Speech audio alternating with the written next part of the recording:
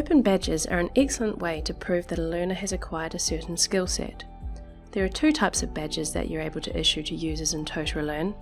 The first type are site badges, which are awarded for site-wide activities, such as completing a set of courses or for editing profile information. You're also able to issue course badges for completing a course or activities within a course. In this video, we'll focus on adding a site badge and look at the criteria available to issue a site badge. To add a site badge, go to Site Administration, Badges, then add a new badge. You can add your badge including the name and a description which explains what the user did to earn the badge. Be aware that the image you add will be cropped to a square and it will be scaled down to 100 by 100 pixels. You can upload a PNG or a JPEG file. The issuer details can be added, and a contact email as an optional extra. When adding a badge, you're able to add an expiry date, or make the badge expire a set time after earning it. I'll set the relative date to 365 days here to make the badge valid for 1 year. You can also choose to prevent the badge from expiring by selecting Never. To start editing the criteria, select Create Badge. There are 5 criteria that you could choose to issue the badge. Let's start by manually issuing the badge by role.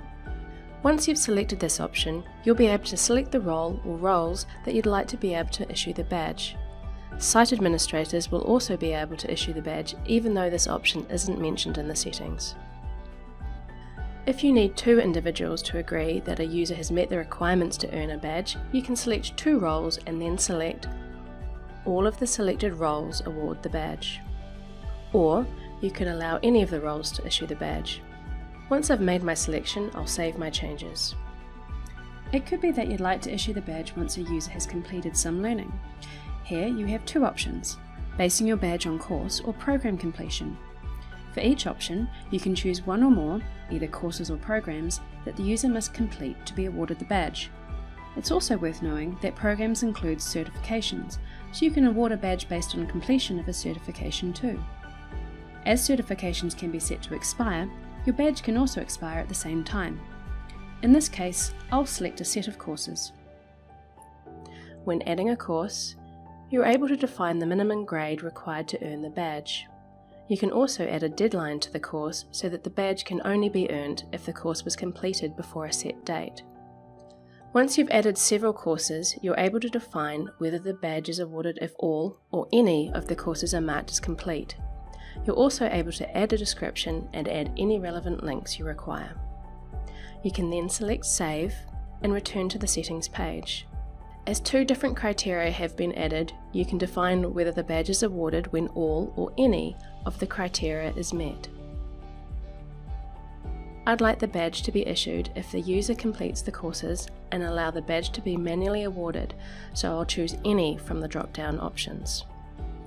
Once you've set up the criteria, you're able to define the message that the users will get when they earn the badge.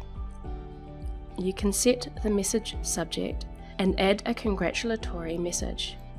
If you leave the message as the default message, then the name of the badge will be automatically entered by the system.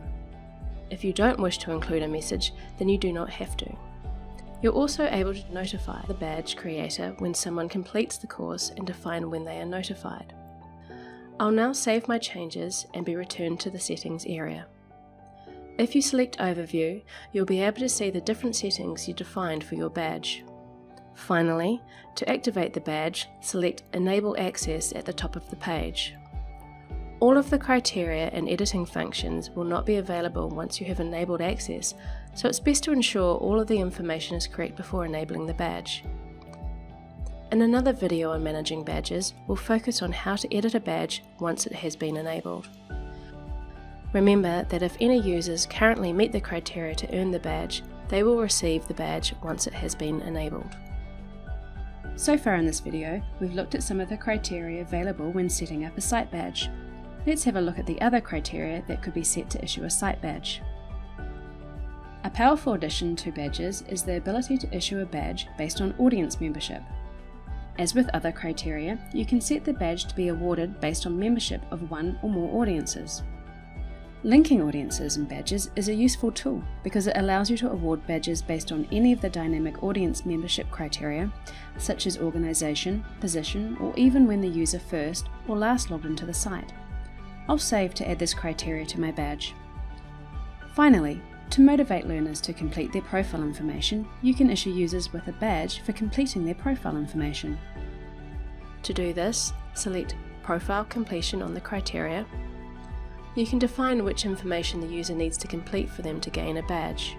It could be that you require everyone's email address and department. If you've set up any custom profile fields, you'll also have the option to select these here. You can then define if a user may earn a badge if they have completed any or all of the profile fields. Once you've saved your changes, you're able to enable the badge to encourage users to complete their profile. Why not try adding a site badge to your system now?